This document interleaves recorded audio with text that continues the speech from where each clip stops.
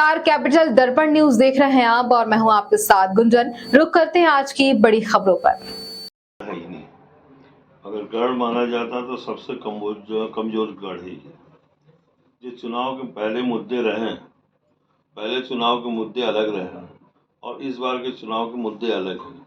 तो चुनाव मुद्दों पर होता है और ये लोकतंत्र में गढ़ बोलना सबसे गलत बात है। लोग बोलते हैं कि गढ़ है, मैं सोचता सबसे कमजोर गढ़ है भारतीय जनता पार्टी। किन मुद्दों को लेकर जा रही है कांग्रेस? भाई मुद्दे बड़ा साफ है, बेरोजगारी, भ्रष्टाचार का मुद्दा है। आज हमारे यहाँ के युवक युवतियाँ जो पढ़े लिखे BE M.Tech वगैरह हैं, 10% लोगों को तो नौकरी विदेशों में चले गए, बाकी सब यहीं के ही हैं। कहीं मिल नहीं रहा। IT हब की बात की गई थी, IT पार्क की बात की गई थी सरकार के द्वारा। IT पार्क नाम की चीज़ कुछ नहीं, उसका नींव तक नहीं रखी गई। और इसके अतिरिक्त किसानों की सिंचाई की समस्या, एक बहुत बड़ा भूभाग भोपाल पार्लियामेंट का बैरसिया और आपके यहाँ का सीहोर एग्रीकल्चर पर डिपेंड करता है। विगत 20 वर्षों में कृषि का कोई ना तो नहर लाई गई और न इसकी तरफ कोई काम किया गया, इस दिशा की तरफ। तीसरी चीज ये है, भोपाल को मैं 2014 के पहले का भोपाल, मध्य प्रदेश और देश देख लो, 2014 के बाद का भोपाल और मध्य प्रदेश देश देखो। 2014 के पहले हमने ना तो एयर इंडिया बेचा था, ना रेलवे स्टेशन बेचा था और ना TT नगर को ध्वस्त करके 2 चौड़ी रोडें बना के हजारों करोड़ रुपए निकाल के स्मार्ट सिटी की परिकल्पना की। आज 2014 का बीजेपी का मैनिफेस्टो था कि पूरे इंडिया में 100 स्मार्ट सिटी बनाएंगे 5 साल के अंदर। नगरों के अंदर सरकारी भूमियों पे जो मकान, शासन की संपत्तियां थी, उनको तोड़ के फेंक दिया गया और 2-2 एक-एक रोड बना के हजारों करोड़ रुपए निकाले गए। और आज तक स्मार्ट सिटी कब पूरा होगा भगवान जाने। अब स्मार्ट सिटी 2 की बात की जा रही है, 1250 की तरफ भी बढ़ना चाहते हैं। तो मेरा ये कहना है कि एक शासन की प्लानिंग होती है, अगर प्लानिंग में भ्रष्टाचार होता तो साफ साफ दिखता है। और जो प्लाट 1-1, 2-2 एकड़ के अगर बनाते भी हैं कभी भविष्य में जाके, वो क्या भोपाल के मध्यम वर्ग और भोपाल के उच्च वर्ग को नहीं मिलेगा, वो मिलेगा मोदी जी के जो दोस्तों के लोगों के या उनको मिलेगा ये जाके। तो ये हमारा विरोध है। BHEL पे हम शांत करते थे पहले, आज BHEL को घाटे में बता के उसको भी निजीकरण की तरफ जाने वाले के लिए कदम बढ़ाए जा रहे हैं। मैं आपको बता देना चाहता हूँ कि BHEL में जिस वक्त निजीकरण हुआ तो हिंदुस्तान के पार्लियामेंट में सबसे पहली आवाज अगर उठेगी तो भोपाल से उठेगी और वो भोपाल की जनता मेरे माध्यम से उठाएगी BHEL की बात। अब मिंटो हॉल जहाँ विधानसभा लगता था वो भी बेच दिया। MP नगर के बगल में जाए 100 करोड़ के 1-1 एकड़ के कई प्लाट बना के बेच डाले। सरकारी परिसंपत्तियां इस तरीके से बेची जा रही है, रेल बेच दिया। तो इसका हम विरोध करते हैं। और बात तो वही हुई कि पिता ने जो संपत्ति बनाई थी बेटा बेच के बोले कि हम विकास कर रहे हैं, ऐसा ये वाला विकास दिख रहा है। सड़कों पे तो कांग्रेस का कभी विरोध दिखाई नहीं दिया इतना। हमारा विरोध हमेशा रहा है सड़कों पे, कांग्रेस ने हमेशा विरोध किया। सड़कों पे विरोध अभी हमने किया। अभी हमने जो विरोध किया है मंडी में कलेक्ट्रेट में जाके, उसका मैं वीडियो भेजता हूँ आपके पास। 2700 रुपये कुंटल गेहूं का बोला था 2023 नवंबर के पहले। बीजेपी का मैनिफेस्टो था कि हम 2700 रुपये कुंटल गेहूं तोलेंगे सोसाइटियों पे। 2200 रुपये कुंटल व्यापारी नहीं दे रहे हैं इस समय, 22-23 किसान परेशान इस समय।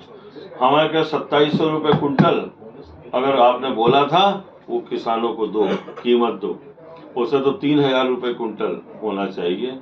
MSP क्या, MSP जो है, MSP आप मन से निर्धारित करोगे क्या? 2014 में बीजेपी ने बोला था कि हम किसान का लागत मूल्य निर्धारित करेंगे, उसका 2 गुना देंगे।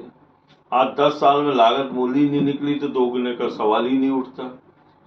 ये बेसिक समस्या है भाई। झूठ बोल के, प्रलोभन दे के अगर सरकार बनाई जाती है तो वो सरकार लोकतंत्र के लिए हितकारी नहीं होती और जनता के लिए भी हितकारी नहीं होती। 400 पार का नारा दिया जा रहा है भारतीय जनता पार्टी के द्वारा, और 2014 के पहले की अगर बात की जाए मैं तो आपको बड़ी साफ बात बोल रहा हूँ। हिंदुस्तान का जो चुनाव होने जा रहा है, इसमें इस बार नरेंद्र मोदी की सरकार नहीं बनेगी, नहीं बनेगी, नहीं बनेगी। 400 पार की तो बात छोड़ दी जाए। पूरे भारत में जो त्राहिमाम मचा हुआ है, पूरी चीजें जनता के सामने है।